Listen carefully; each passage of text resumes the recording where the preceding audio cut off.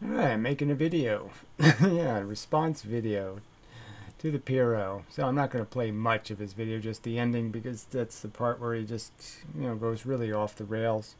But his whole video was just kind of mushy, but it's on the subject of philosophy, and that's one of my, favorite words in a way. And the fact that people just don't get what philosophy is supposed to be, which is supposed to be some sort of accurate description of reality.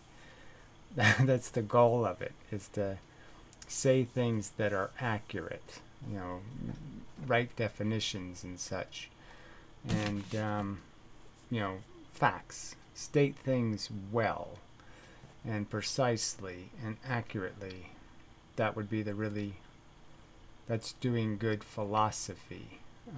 Philosophy isn't something that you just make up.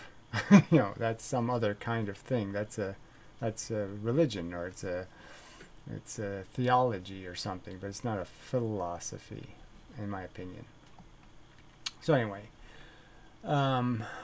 yes, doing philosophy is attempting to accurately describe reality. And so the subject is sort of on how our brain does this thing called philosophy. And he has a couple of the terms correct, in the fact that he seems to understand a couple of the concepts, but I'll just play the ending where he just, destroys any credibility with just baby talk. Things, it's sort of, the magic, something that's automatically, you could make it conscious by contemplating it. All right, you can do something. So I'm going to argue you can't do anything. The programs are written. There's no you program. There's just a bunch of reflexes. And clearly you can have a reflex that is watching your other reflexes and saying, what the hell is the rest of this piece of shit that is you? What the hell am I doing? Why did I do that? That was dumb. So you can have a reflex that is watching the other reflexes and saying, boy, those reflexes are fucked up. Let's see if we can, make them do something. But again, it always has to be connected to some cause. So everything inside of you is just a bunch of knee jerks, and they're all caused. They all have a reason for being part of your bullshit. And I'll call the bullshit, maybe I'll title this My Matrix, because we all live in a matrix inside our heads. We don't live in reality.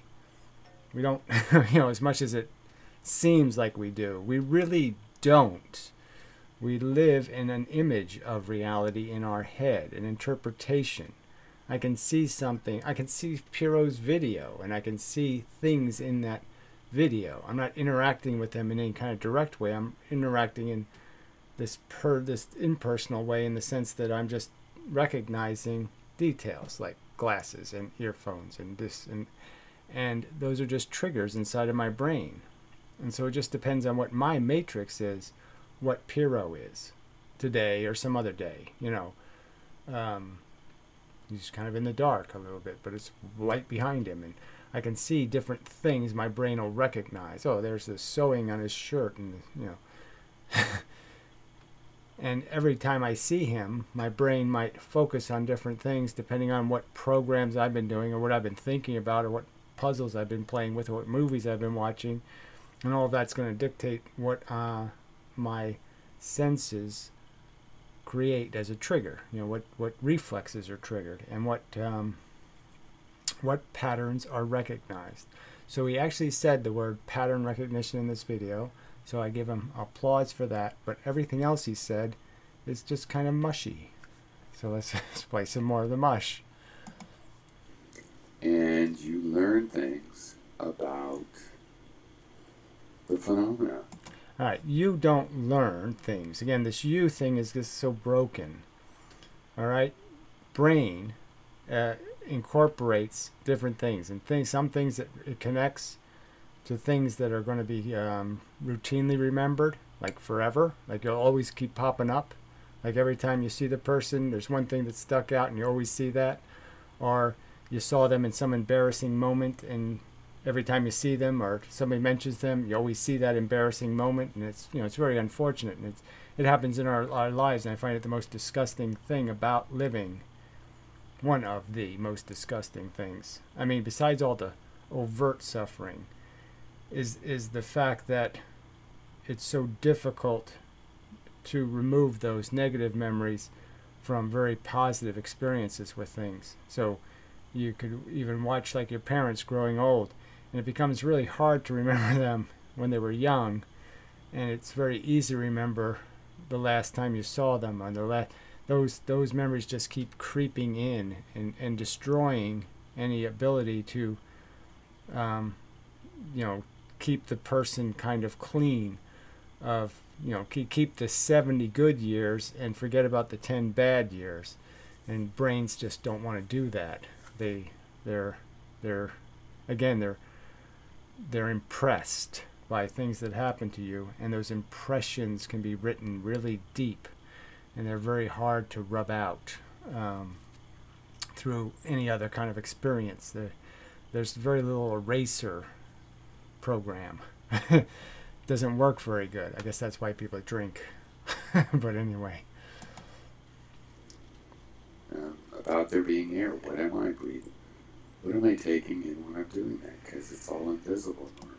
Yeah, well, that's hardly a worry of philosophy in a sense. It's nice to recognize there's oxygen and nitrogen, and your cells need that stuff, but that's not really very interesting philosophy. They're nice facts to know, but they're not terribly relevant to the important stuff. And this is how we expand ourselves and become enlightened. And, people can consciously expand ourselves and become enlightened. Again, like we deliberately somehow can do any of this stuff, when all we can do is have an education and have knowledge of our frailties or our bigotries or some other flaw in our judgment. So there's a program that's in there that's fact-checking, that's watching, and it says, you just did something duplicitous, you just were a hypocrite. Oh, I just saw you steal that candy from the baby. I just saw you, try to pinch that girl's ass, and, I saw you, and so it's just a program that has more integrity than the other programs, and that integrity program will just be a nag, a wife, some kind of bullshit, and just say, you can't eat that extra potato chip, or you can't do this, or you can't do that, and so we can't really learn except for the fact that these programs become more experienced as being part of who we are, and you gain knowledge of success and failure through life. And again, like I said, you can gain some humility, or you can be an asshole and never acquire any of that, or have good judgment about when you have done your job, you've thought about something well and thoroughly, and you have confidence, and you have some reason to have that confidence because you did all this work, and your brain is recognizing, I thought about it, and I did this, and I'm not giving somebody just knee-jerk advice. I'm not giving them, I'm a very good driver bullshit. I'm not just saying something. I'm saying it because, I thought about it, and I kind of understand it, and I know what I'm talking about. So we can kind of know those differences. And but this idea that we have any control, all we have is either good programs or shitty programs. And if somebody has shitty programs, they have shitty programs, and all you can do is hope there's a thread of some kind of decent program in there. But there's obviously people that don't have any decent programs at all, and it's hard to imagine being that immature, because I can't even imagine a point where I was that immature that I didn't have any decency programs. No, I can't remember a single, I can't remember back to when I was completely indecent. This and come to just crazy, terrible, even dangerous ideas. So I'm not saying it's automatically good per se, but Yes, no, there's nothing, there's There's only your exposure, and you can be exposed to good thinkers or bad thinkers. You can have an experience with themes and ideas. Somebody can make a movie and make Nazis look really cool because they're all clean and strong and Brando. you know, there's a movie, The Young Lions. It does sort of make Nazis very sympathetic. I mean, I don't mean in the big picture. I just mean in the little picture struggle of an individual soldier. And yeah, most Nazis weren't that. Most Nazis were just fucking cops. Nasty, crappy, shitty cops. Do you think that it's good? We have to do this. This is what life is about. This is the spiritual. Right, so he had to throw that stinking, lousy, crappy, dirty word into a conversation about pattern recognition and about the fact that we have reflexes, and we can have well-trained reflexes or horribly trained reflexes, just like somebody juggling. You have to learn how to juggle well. You have to learn how to throw the ideas into the air and catch them and, push with the right velocity and do all this stuff. And it's the same thing with a brain. You can have a well-trained brain, one that does understand the need to be careful because you're fallible, because you have a personal prejudice, because you have always lived in your matrix. You can't pretend that everybody else's matrix is not a valid one. You have to make an argument to point out why somebody's matrix is invalid, why they're liars and thieves and cheaters, and you have to explain why. Okay, if you have a matrix that says it's okay to do that stuff, this is why it can't work. This is why it causes more harm than good. This is why you can't step on 3 of yourselves to save 1 of yourself. You can't pretend your feelings are more important than anything else's feelings. I mean, that kind of bullshit. They're insanely illogical premises that people have as part of their matrix.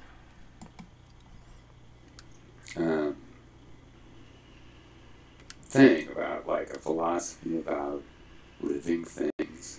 About living things, and again, not all living things have any welfare to worry about. They're not going to suffer. They're not going to be in jeopardy. Doesn't matter if a zillion trillion of them perish horribly in some fire.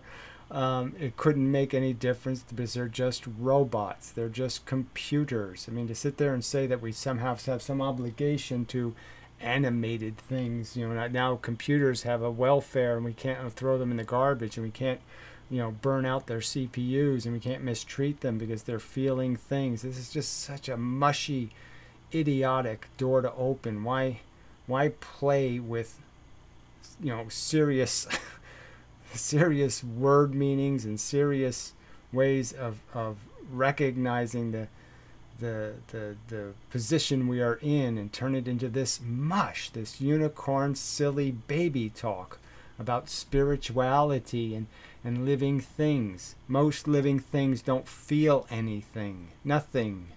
It's silly to think of them as the same as the feeling things. They're not the same at all. And what it's like to be a living thing. And that's basically... Yeah, so again, it's spirituality. That's philosophy. What it's like to be a living thing. No, philosophy is, again, accurately describing our reality. And the accurate description is we're robots living in a personal matrix based on our personal experience as robots. There's soda machines that get to spend their whole life, in some beautiful hotel on the Riviera, and then there's soda machines in the middle of some slum somewhere. They have a different life experience and a different. They were made in different years and have good or bad mechanical parts and plastic thinger or a metal one or this or that. And that's the reality, and that's what makes us different, is that we have these different locations we pop into the world from, with all kinds of different potentialities based on our genetics and based on just stupid little casual events, whether it rained, you know, on our first day of school, whether this happened, whether, all these little subtle adventures that all define the matrix we end up living in, because they define how we associate one thing with another thing. What we associate with what is defined by those experiences. What people wearing yellow sweaters do to you in your life will dictate certain reflexive responses you have to yellow things. It's that mechanical. And to play this game that this is all some wooey thing, no, this is just hard, cruel programming. It's reflexes. Pattern recognition is just association, and associations are just reflexes. And unfortunately, our reflexes can be insanely imperfect in how we end up connecting things together, and what's a threat and what's not a threat, what's dangerous, what's not dangerous. People have no appreciation for these things. It's like ducking, coming out of the helicopter when the blades are 15 feet above your head.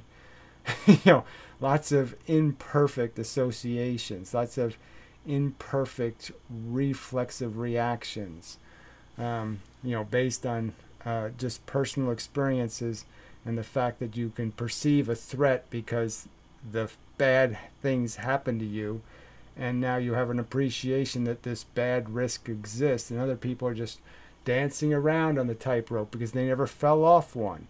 And the people who fell off a tightrope and landed in the frickin' lion cage and got torn to pieces and you only have one eye, they're like, what are you, crazy? What are you doing? It doesn't make any sense, because in their matrix they know how dangerous that is. Spirituality. Oh, he said it again. Just why do this? Why play this game that there's some kind of wooey vibrations or God things or fluffy cloud energy or some other kind of wooey crap, when we know there's such a hard cause and effect? There's real things that happen. You can go through your life and you can almost point to the things that were the events that just fucked you up. You can find them, a lot of them.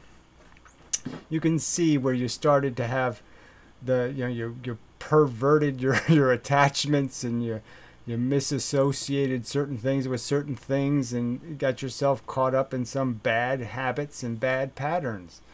And that's all they are. And it's the liability of this rubbish talk that people keep doing the same things over and over again. They keep watching their parents die badly and nobody fixes it. It's just insane that we just keep allowing it to happen. Well, let's just let everybody die badly. It's just so fucking stupid. Everybody's going to come to the right conclusion when it's in front of them, when they're watching their parents die badly. They all can figure out how this shouldn't be, but somehow they can't figure it out ahead of time. Nobody who's seen it can explain it in any way that they can somehow understand that this waste is stupid. And we can never know unless we dedicate ourselves to contemplating it consciously. Yes, dedicated to consciously contemplating. So this is another way off the rails, not an accurate or factual description of reality. Reality is that your consciousness is just there to allow thoughts to mix with feelings, to allow two kinds of reflexes, a sensation and a thought, to mix. And that's it. You don't have any conscious control. If you consciously hear that, well, this is a program, these are the thoughts we're going to allow to be seen. Most of the stuff we don't see. I don't see any of the sentence structure. Everything I'm saying in this video has been completely constructed in my subconscious. I hear me saying it. This is just when you're hearing me say it. And I'm saying, okay, I said that. Oh, why did I say that? How did I say that? Because I said it and I had nothing to do with it. Okay, I had nothing to do with it. A program wrote it. A program said, this is the kind of theme I want. This is the, use these sentences, put the words together this way, use this kind of mannerism. All that crap was done without me doing a damn thing. Me saying, without me doing a damn thing, with these gestures and with this emotion, I didn't have anything to do with it. Okay? I'm watching me be me. I'm not making me be me. And the only thing that's making me be me is a bunch of subconscious programs. They don't have any conscious control. They just have the same control any program has to make a noise, to yell into the consciousness, whoa, stop, reflex triggered. Okay, the nag wife reflex, the nag that's inside of you, the little good fairy or whatever. I won't, I shouldn't use any of these words because that'd make me as guilty as him. But I'm just saying the program inside of you that doesn't like you very much. Will just yell and say, hypocrite, liar, full of shitter, bullshit, call it bullshit. And the program either does it or doesn't do it. And it's going to do it based on triggers where I've crossed a line somehow. I went up, you went one step too far. Yes, you were saying this much bullshit was okay. But when you went to that much bullshit, no, the bullshit trigger was pulled. And that's it. It's a reflex. And so all you can hope to have are good reflexes, and to have some programs, these reflexive programs, again, that are monitoring your own behavior and scrutinizing your own bullshit and saying, you didn't really think about that very well, or you didn't think about that long, But clearly, the longer we think about something, makes a difference. Okay, you can make the story deep, or you can make it superficial. You can have a good fix for a problem, a temporary, just stick a piece of paper in there, something simple, or you can fix it permanently. And that's all going to be dictated by whether you have a program that recognizes there's times you have to do it right, and there's times, just get it home. Put the donut on and let's just get the car home. We don't need to fix the tire today. Whatever. I mean, your brain recognizes these efficiencies through life experience. But again, this idea that it comes from outside or that it comes from you is just stupid, because it's really the combination of the two. It's how you've been dented and how your pieces now matrix, how they create reality. And what terrifies you and what doesn't terrify you is really going to be dependent on what you've been terrified by and what experiences you've had and whether you've been lucky or unlucky in many cases. Just unfortunate, an unfortunate cascade of events that, it happens 3 times in a row or something, or whatever the number is, and all of a sudden now, you can't go in elevators because you had these bad elevator experiences. And then you end up associating elevators with anything that has sliding doors or anything that beeps, and your brain can take things to all kinds of bizarre extremes. And like I said, I've lived it, so I kind of know what I'm talking about, in the sense that I can have a program that's perfectly logical and says, there's no spoon, you're just reacting to bullshit in your head. There's no real reality thing there that's really a huge threat. But accept your knowledge to the fact that there's a 1 in a million chance, and you're focused on the fact that there's a 1 in a million chance. Well, it's a 1 in a million chance. It's not a, like, every day it's going to happen chance. But once you've been, like I said, once you've won the lottery, you probably say, gee, that was so easy. I just bought a ticket and I won. So you have this matrix, and your matrix, winning the lottery is easy. But that's not an accurate definition of reality, and it's not.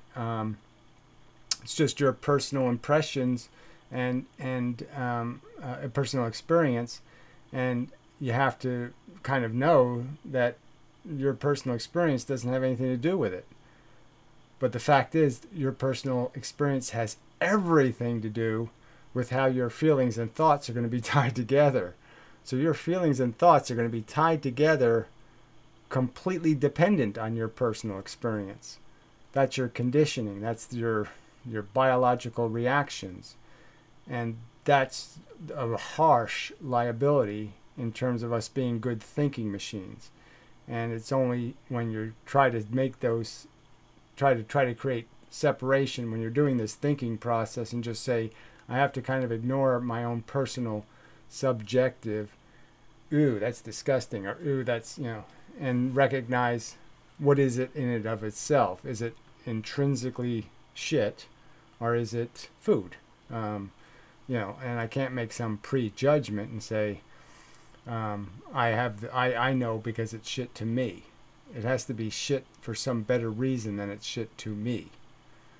And that's what we really struggle with in terms of doing rational thinking, is getting over our own reflexes that are based on just personal experience and subjective exposures, and recognizing that those aren't the definition of what the thing actually is and its real interactions in the real world. Just like the winner of the lottery could be smart enough to recognize, well, even though I won, this is a horrible price to pay for my winning, for my having a great day. Look at all the people that didn't have a great day.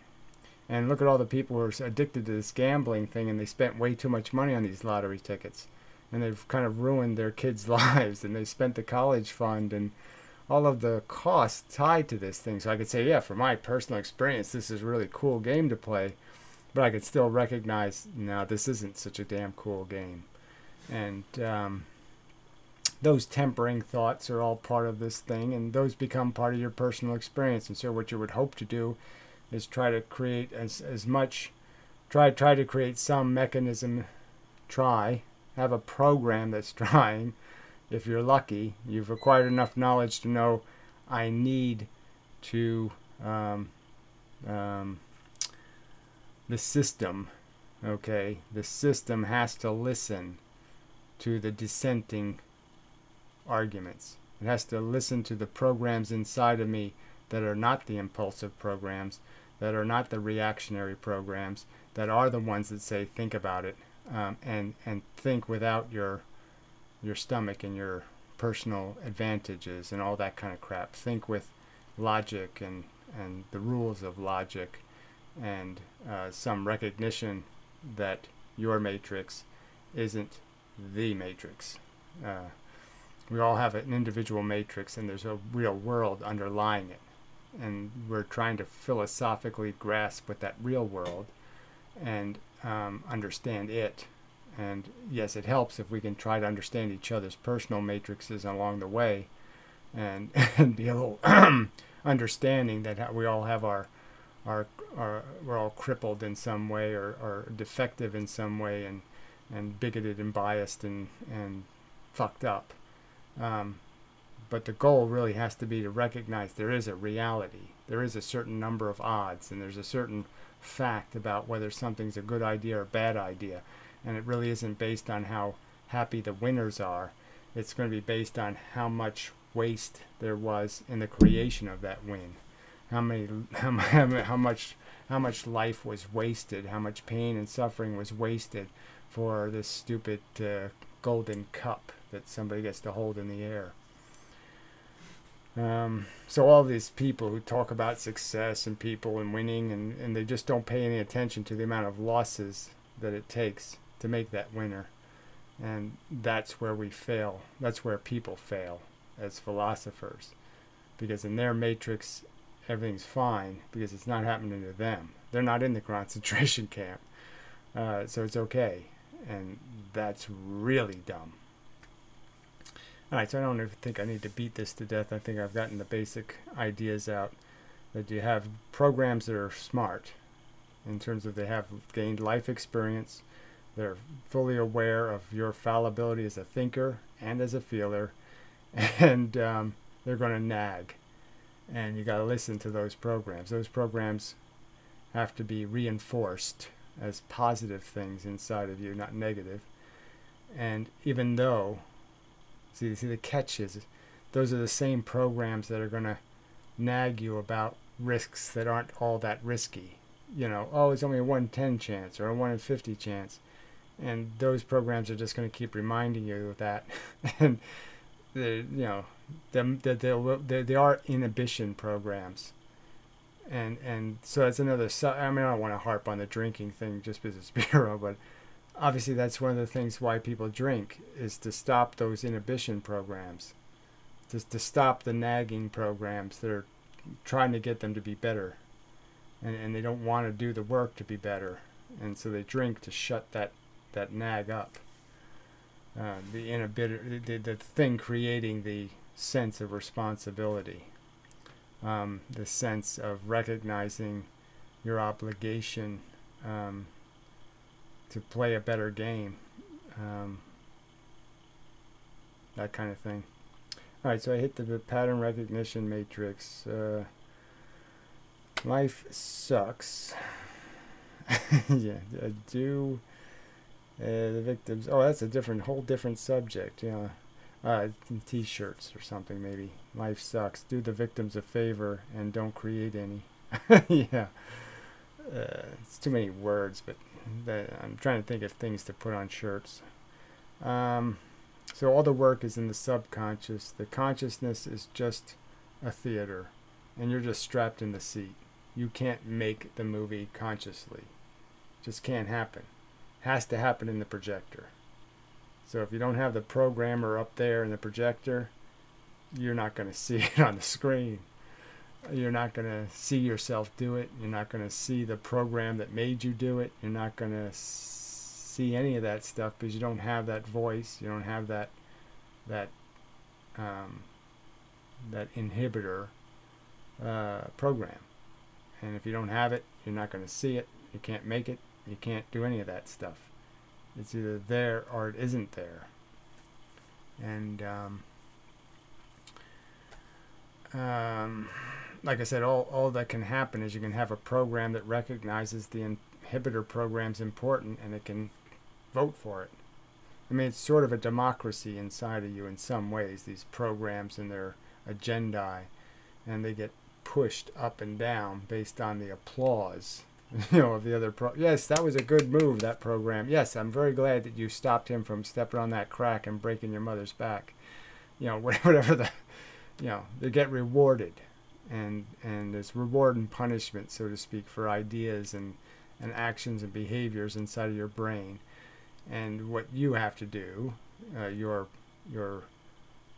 program that is your watcher, that's watching how you're functioning, yes, it's that, it has to be recognized as a good thing, and by the other pieces of you, some sort of sense of having character and being somebody who's honorable or decent or whatever the mechanism is. But there has to be a mechanism that ensures that you're always listening to the inhibitor, the nag, the alternative voices to your impulsive choices. So the basics. So it's not this. There's no spirituality complexity. It's none of that crap. We're just victims of circumstance, plain and simple. If we're good people, we're good people because we banged into good bricks or whatever. It's not because we made the bricks. Obviously there's a connection between the fact that good people will invest in work harder, in a sense, than bad people. Bad people find the shortest way, the easiest way. They take the easiest road. So good people always pay for being good people, and they might think, well, that's how I earned being good, was through bad experiences.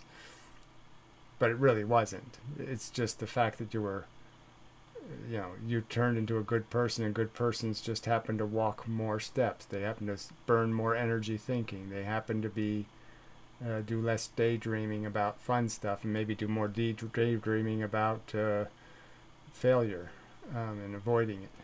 They're more risk averse than they are gain focused. And it isn't because they did something, it's just because life did that to them. But I'm not saying that you don't applaud. Good. I'm just saying that it just sucks that we can't really take credit for anything we are. I guess some people would See, some people would like to take credit. I mean, because it does seem like a lot of work to care, you know, to be sensitive, and you pay a lot for it. So you almost think that you should be rewarded for how much you pay for being sensitive. But again, you're not sensitive because you paid for it.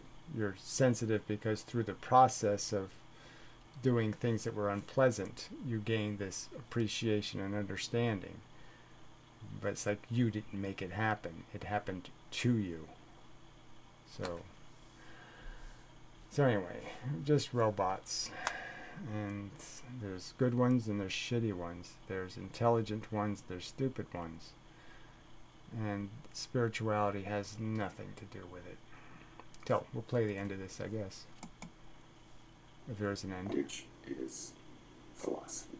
Yes, no. Philosophy is not spirituality. It is not life-focused. It has to be first sentient-focused, would be sensible, to recognize those are the only organisms that can have plus and minus experiences.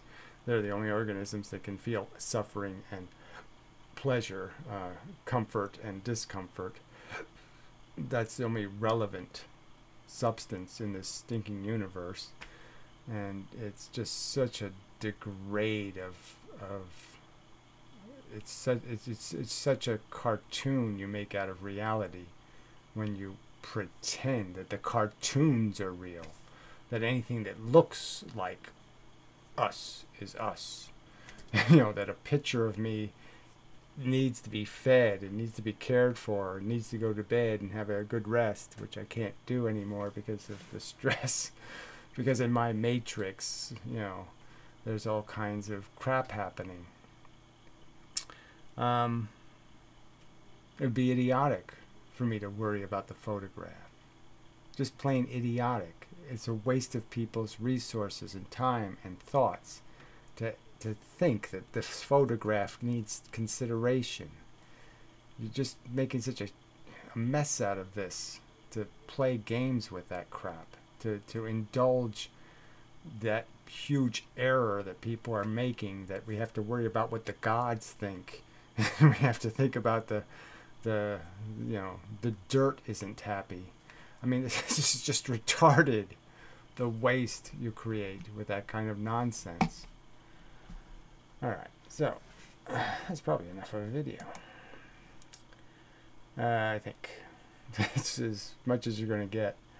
So yeah, it's way too late, you know, but anyway, till the next time, and such, and so forth and whatnot.